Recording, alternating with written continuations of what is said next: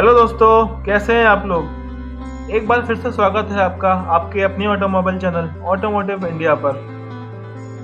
दोस्तों, आज हम बात करने वाले हैं इंडिया की बेस्ट सेलिंग हैचबैक की। प्रीमियम हैचबैक में हमेशा फर्स्ट और सेकंड पर रहने वाली गाड़ी, और सच कहो तो मार्केट में बस अब कंपटीशन भी इन दोनों में ही रह गया है, क्योंकि बाकी जो इस सेगमेंट की गाड़ियां हैं वो सेल्स के मामले में इन दोनों गाड़ियों से बहुत पीछे हैं। अगर कोई तीसरी गाड़ी इनको कैच कर पा रही है तो वो है टाटा एल्ट्रोज, लेकिन वो भी अभी इन दोनों गाड़ियों से काफ़ी पीछे है इन टर्म्स ऑफ सेल्स। तो चलिए शुरुआत करते हैं सबसे पहले प्राइस के साथ। हुंडई ने प्राइसिंग के मामले में तो सच में सबको निराश कर दिया है। बलिनो का जहां जेटा मॉडल आ जाता है, वहीं i20 का तो सिर्फ बेस मॉडल ही आ पाता है। शोरूम प्राइस की बात करें तो i20 का बेस मॉडल बलिनो के सेकंड टॉप मॉडल यानी जेटा से सस्ता है। बट अगर हम ऑन रोड प्राइस की बात करें तो i20 का बेस मॉडल बलिनो के जेटा मॉडल से भी महंगा हो जाता है, क्योंकि बलिनो पर मिलते हैं हमें डिस्काउंट्स, जो कि हमें i20 पर तो मिलते नहीं। तो ऐसे में अगर आप i20 का बेस मॉडल लेने जाओगे तो वो आपको बलिनो के जेटा मॉडल से महंगा ही पड़ेगा। तो ये इतना एक्स्ट्रा पैसा आप देने वाले हो i20 के लिए, क्या ये देना वर्थ है? तो हम यही जानने की कोशिश करेंगे इस वीडियो के थ्रू। तो जानने के लिए बने रहिए अगले 5-7 मिनट के लिए हमारे साथ। चलिए दोस्तों, प्राइस कंपैरिजन के बाद थोड़ी सी इंजन स्पेसिफिकेशंस की बात भी कर लेते हैं। वैसे तो i20 में दो इंजन ऑप्शंस आते हैं। 1.2 लीटर टापा पेट्रोल नेचुरल एस्पिरेटेड है और 1 litre 3 cylinder turbo petrol engine भी आता है। लेकिन अगर हम प्राइसेस की बात करें तो बलिनो के साथ केवल i20 का 1.2 लीटर टापा पेट्रोल ही कंपेयर किया जा सकता है। और अगर हम बात करें डिस्प्लेसमेंट की तो दोनों ही गाड़ियां 1197 सीसी निकालती हैं। ऑलमोस्ट 82 bhp दोनों ही गाड़ियों में निकलता है एट 6000 rpm। दोनों ही गाड़ियां क्लोज टू 114 Nm का टॉर्क निकालती हैं एट 4200 rpm। दोनों ही गाड़ियों में 4 सिलेंडर हैं, दोनों ही गाड़ियों में 5 गियरबॉक्स भी आते हैं। और दोनों ही गाड़ियों का जो क्लेम एयर माइलेज है वो भी 20 प्लस है, 20.35 एंड 21.01।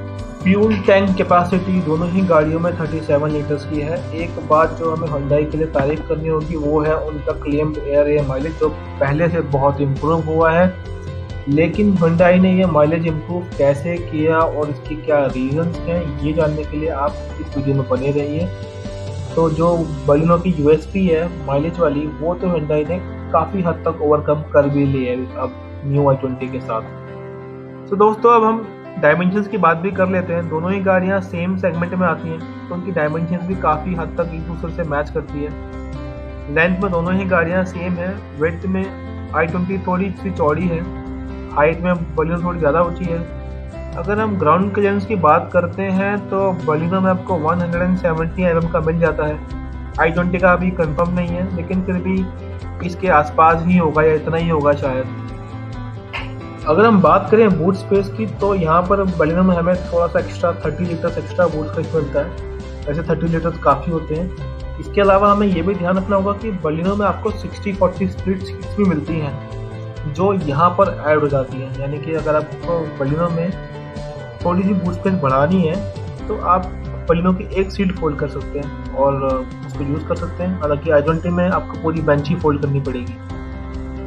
तो फिर गाड़ी का इंजन भी सेम, स्पेसिफिकेशंस भी सेम है, प्राइस रेंज भी ऑलमोस्ट सेम है। तो फिर कौन से फैक्टर्स हैं जो इन दोनों गाड़ियों को बनाते हैं डिफरेंट? तो जी वो है स्टाइलिंग एंड इंटीरियर। एंड ये जो सेगमेंट है ये बहुत ही सब्जेक्टिव है। किसी को i20 पसंद आएगी, किसी को बलिनो पसंद आएगी। तो ये डिसाइड करना कि आपको कौन सी गाड़ी पसंद है इन टर्म्स ऑफ लुक, ये हम आप पे छोड़ते हैं।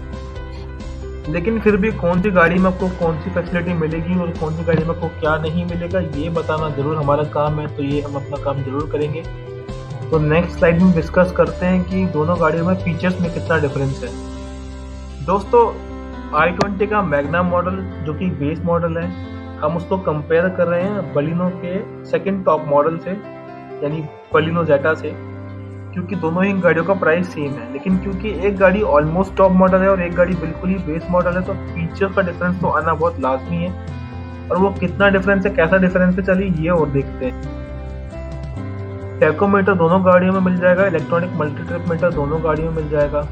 इनके अलावा जो इम्पोर्टेंट फीचर्स है उसमें हाइट एडजस्टेबल ड्राइवर सीट आपको सिर्फ बलिनो में ही मिलेगी, एलॉय व्हील्स सिर्फ बलिनो में ही मिलेंगे, प्रोजेक्टर एलईडी लाइट सिर्फ बलिनो में ही मिलेगी, turn on indicators on ORVM भी सिर्फ बलिनो में ही मिलेंगे, ऑटोमेटिक क्लाइमेट कंट्रोल भी सिर्फ बलिनो में मिलेगा, रियर एसी आपको जीरो i20 में मिल जाए।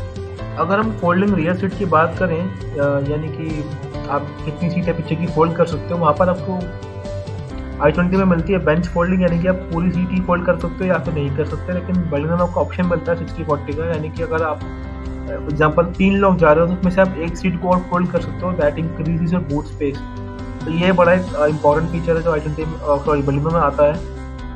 इसके अलावा रियर वाइपर एंड डिफॉगर, ये बहुत इंपॉर्टेंट फीचर्स हैं दोनों, स्पेशली विंटर्स में अगर आप नॉर्दर्न इंडिया में रहते हो या फिर बरसात में भी बहुत काम के फीचर्स हैं ये।